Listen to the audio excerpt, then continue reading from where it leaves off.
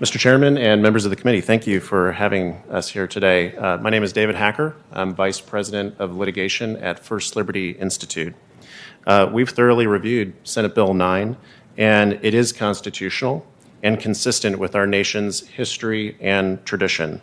I believe Senator Middleton has laid it out very eloquently, and so I'll probably be repeating a few of the things he said. But it is true that in 1980, the Supreme Court said in Stone versus Graham that a similar Kentucky law that required the posting of the Ten Commandments in public schools was unconstitutional under the Establishment Clause. And the court there relied on the now defunct Lemon Test to do that by saying that the law did not have a secular purpose. But just last year, in a First Liberty case, Kennedy versus Bremerton School District, the court overruled the Lemon Test and said that it's no longer good law and wiped out the foundation that Stone stood upon. In Kennedy, the court instead said that not only was the Lemon Test ahistorical and completely abandoned it, it said that the court now looks to history and tradition of our country in order to evaluate whether a law or regulation is consistent with the Establishment Clause of the First Amendment. And SB 9 clearly is. And for the historical context, I said I would be brief again. I'm actually going to yield to my friend David Barton, who is the expert on that front, but I'd welcome any questions if any committee members have them. Thank you. Is there any questions from Mr. Hacker?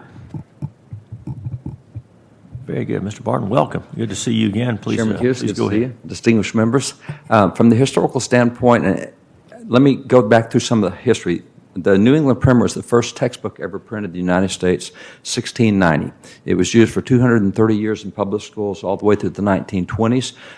It went through tens of millions of copies, and it's interesting. This is a first grade textbook, and we have originals on all this stuff. We have 2 museums up in Fort Worth, Dallas area. But as you go through the learning to read, the ABCs, et cetera, at the end is a section with more than 43 questions on the Ten Commandments. It starts with the fact that the Ten Commandments is the basis of the moral law. Then it goes through the behavioral aspects of don't kill and don't murder, don't purge yourself. So from beginning years, first grade, we had that. That primer is now back in print. Second major textbook I'd point to is this one. This came out from Noah Webster. He was a founding father, second man to call for the Constitutional Convention, and he's called The Schoolmaster to America. This is the textbook that he did on the history of the United States, and he has a long section on how that the United States was founded on the principles of the Ten Commandments, and that's the basis of the constitutional approach. So that's another textbook from then. And then the McGuffey's readers went through hundreds of millions of copies. This is a McGuffey reader at the second level, second grade, long excerpt on the Ten Commandments. So historically, in the classroom, they've been there for a long time. Culturally, as you move into culture, Cecil B. DeMille, when he came to Hollywood, founder of Paramount Studios, was known as the father of the biblical epic. And so he made a number of movies like that, not the least of which was the Ten Commandments. In the Ten Commandments movie, he actually went up on Mount Sinai. They filmed it in the Middle East. He went up on Mount Sinai, had one of his crew cut some granite and brought it down. This is the Ten Commandments that was used in the movie. This is what Charlton Heston had, except his was much larger. They showed this, and then Heston had the styrofoam ones they carried around. But the movie was really a hit. It was a blockbuster. It's still the seventh most watched movie in the history of Hollywood. And at the time, Cecil B. DeMille got with Judge Rugemer, a judge in Minnesota, and they put up 10,000 copies of the Ten Commandments in classrooms all over the United States. They also erected 180 monuments, of which the one outside of the Texas Capitol is one of the monuments in the movie. You can always tell those monuments that they have this up top, that's erected by the movie. Charlton Heston actually came to Texas and helped erect that monument, dedicated in 1961. So the cultural side of that, interestingly too, this is what was given to everyone who went into the theater. This is the kind of the playbill for the movie. And in addition to showing you Yul Brynner and Martha Scott and all the famous people, it starts out with a message. Cecil B. DeMille signs this at the front. It's got a message. And it says the Ten Commandments are not laws, they are the law. Man has made 32 million laws since they were handed down to Moses on Mount Sinai more than 3,000 years ago, but he's never improved on the Ten Commandments. And it goes to talk about how the Ten Commandments is the basis. At the time that Governor Abbott argued the Perry Van Orden case in 2005, we did an extensive survey of, 5 minutes, I'm out. So extensive surveys, more than 500 court cases where the federal courts cite the Ten Commandments, and every one of the Ten Commandments is embodied somewhere in American federal law. Thanks, Mr. Barton. Senator Betancourt, you have a question? Thank you, Mr. Chairman, and to both Davids, thank you for your testimony this morning. We have a Ten Commandments monument that's right out this window, okay, just obliquely, less than 100 yards from here. So to both of you, okay, first off, David, you made a comment about the lemon test being now defunct, okay? And David, from an understanding of where we are in a societal relationship with something that happened 3,500 years ago, but it's really been the foundation of Judeo-Christian ethics for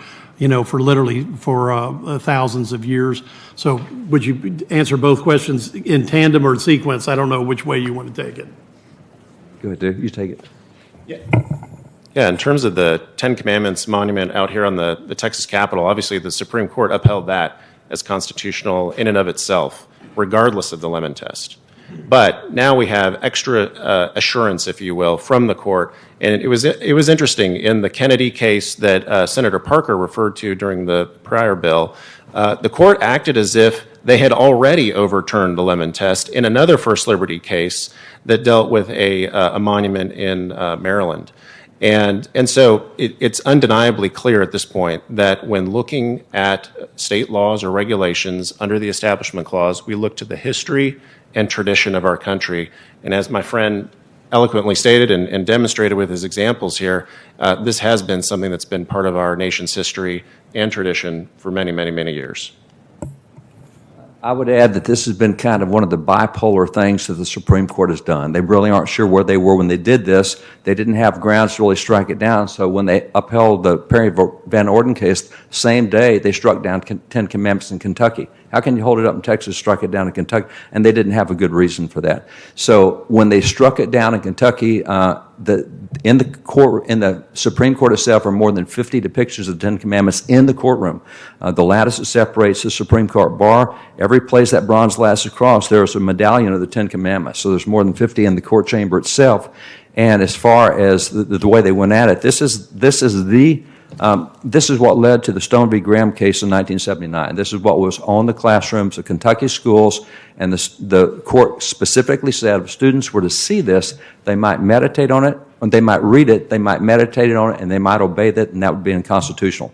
And that's the basis of our civil law. So I think, as David pointed out, we're at a very big shift. The court recognizes that what it was done was unsustainable. It makes no sense. They have that bipolar streak on the Ten Commandments. They've made it very clear now where the Ten Commandments are and where the law is on this. I don't think chiseling things off of stone is the right answer, because once they're put into stone, we should remember them. Thank you. Members, any other questions? Senator Parker, you have any? Mr. Barton, let me ask you, did you have one more exhibit we didn't get to? Is there something underneath the older Ten Commandments program here? Did I see something else maybe? Oh, that one. These are just indications of how those have come back into classrooms. Excuse me. Indications of how these old things have been reprinted in recent years. They've come back into classrooms. So the primer, Noah Webster's advice to the young, was considered a good moral instruction for all people. And so those are just examples of how they were not only there before the court decision, they've come back since the court decision, recognizing a need for these in the lives of young people. What's the date on the original, on the Noah Webster textbook? Do you remember the date on that one when it was first? 1832. 1832. 1832. Thank you very much. Members, any other? Senator Parker. Thank you, Mr. Chairman. Thank you both for the excellent testimony and wonderful history in particular. The first primer, I believe, was what was the year? 1690. 1690, when it was first really put in print. Yes, sir. This is a later one. This is from, I think, the early 1700s. This reprint is from 1777, but this thing went through reprint after reprint. As we added states, the states added it. It survived into the 1900s, so this was the book. But the first printing, 1690, is the historical 1690. marker. We can put it in the ground. Yes, sir. Prior to 1690, we used a lot of continental textbooks from England or somewhere in Europe. This is the first purely American textbook, and so this followed our first public school law of 1642 in Connecticut and 1647 in Massachusetts, and this was the text that we came up with in America. Thank you, Mr. Barton. It was excellent. Thank you both. Mr. Barton, let me make an unusual request. I'm going to put you on the spot. I know you have to guard those original documents jealously. Do you mind leaving those just till the end of the hearing so the members of the Senate can check those out after the hearing? I promise we'll get them back to you. Well, I'll try to get them back to you. Yes. Am I going to look for them on eBay later? Is that? Exactly. I will point out, just as a matter of archive, leather on the back is 200 years old. So if you want to open and see what's in it, just don't open it at 90 degrees. Open it at 45 degrees, and we would appreciate that, and that'll keep it from falling apart. Thank you for your testimony. We'll make sure you get out of here with them, too. Thank you for doing Good. that. Thank you both.